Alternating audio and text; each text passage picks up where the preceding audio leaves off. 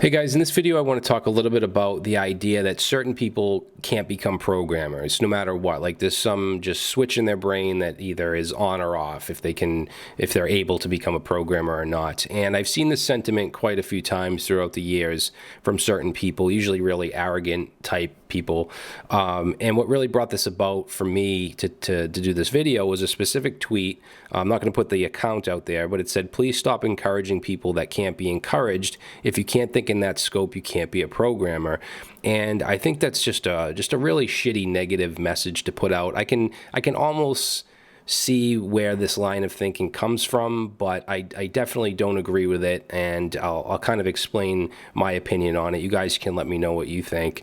I'm not naive. I don't think that everyone can become a programmer, just anyone on the planet. However, I think that for the most part, the people that can't are the people that just wouldn't want to. They don't have a specific set of characteristics that would even give them the desire to be a programmer. And I did a video, I think it was called 10 Common Characteristics of Programmers, and I think you'll find that any of you guys will have at least 5, 6, 7 of those traits. And I'll give you an example of someone who I'm talking about, and I'll use my wife, who is a hairdresser. She's very outgoing. Not to say that programmers can't be outgoing, but she needs to be around people all day. She works with the public. She enjoys meeting new people. She can't sit at a desk for hours on end and stare at a computer screen. And that's just something that's required.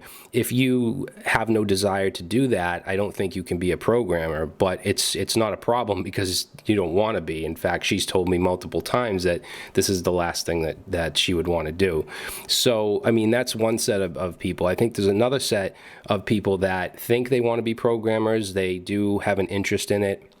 But when they start to dig deeper and they go, start to watch tutorials or maybe even go to start school or boot camp, and then they see just what it takes, see how hard it is, see the amount of technologies that are out there, they get really overwhelmed, and they're not willing to really do what it takes. They're not willing to work as hard as you need to become successful and to learn the technologies. I think that's another set of people that can't, at least at that point in their life, become a programmer. They might change later on, I don't know, but I think that those are the two groups of people. As far as someone that is willing to do the hard work and is willing to learn and do what it takes, but to say that they have some kind of switch in their brain where, as this tweet says, they can't think in that scope, like it's something that's just impossible for them to do no matter how hard they work, I think it's just a horrible, horrible message to put out there, and I just think it's completely false.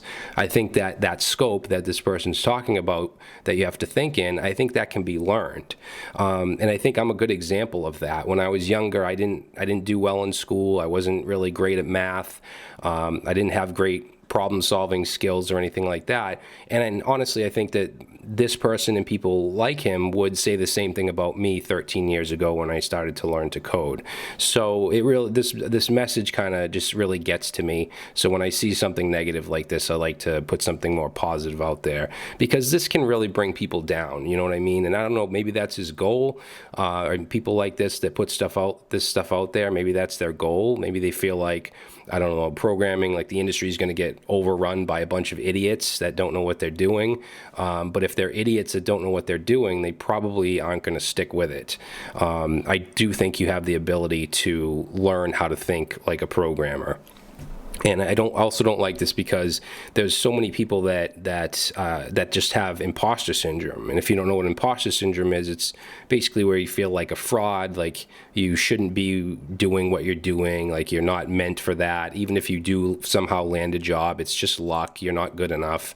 And I'm sure that a lot of you guys watching feel like this, especially if you're just getting into it. I know I did when I got started, and I still do. I still get bouts of imposter syndrome. It just happened this morning. I just realized that in a course I did something pretty stupid. It didn't like break the application or anything, but it was completely redundant, and I just felt like an idiot. But I've learned to realize that just happens. It's going to happen. I don't let it change my path or anything like that. You're going to have instances where you just feel dumb. And you might even be in college or in a boot camp and feel like you're like the dumbest person in the class. Like everyone is passing you, and it seems that everyone's grasping everything except you. And this actually happened to me. I did go to community college for a few semesters, and I was doing Java programming, and I felt like everyone was getting it except me. But once I kind of learned the fundamentals, just basic computer science fundamentals, I started to learn really fast, and I realized that I kind of had a knack for it. So everyone's different, and it takes a different amount of time to really have things start to click. If you've been programming for more than a month, then you know that feeling of when something clicks, like you're staring at this block of code or this page of code, and you don't really know what's going on. I mean, you know some things here and there, but then all of a sudden it just clicks. Once you start to do research, you start to really work at it and learn, then you start to understand everything, and that's a really good feeling. To me, that's one of the best feelings in the world. And then from then on, you're a better programmer, and you just keep doing that over and over.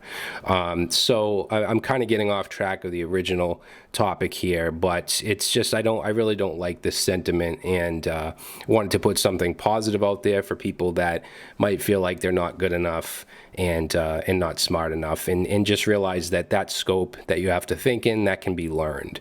And also, I mean, you don't have to be this genius level programmer that works on like operating system kernels or just the real difficult shit.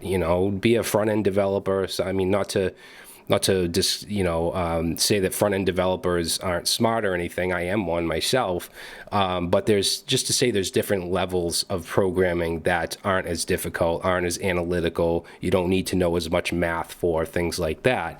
So I don't know why someone would put this out there. I mean, even if someone wanted to learn to code as a hobby, maybe just to build static websites for their family or whatever. There's no reason to discourage anyone, or as this person said, to stop encouraging them to learn how to code. I think that's bullshit. But that's it, guys. That's all I wanted to say. And you can let me know what you think. Is there a Boolean value in our heads that keeps us from the ability to become a programmer in any way, shape, or form? Let me know in the comments. And that's it. I will see you next time.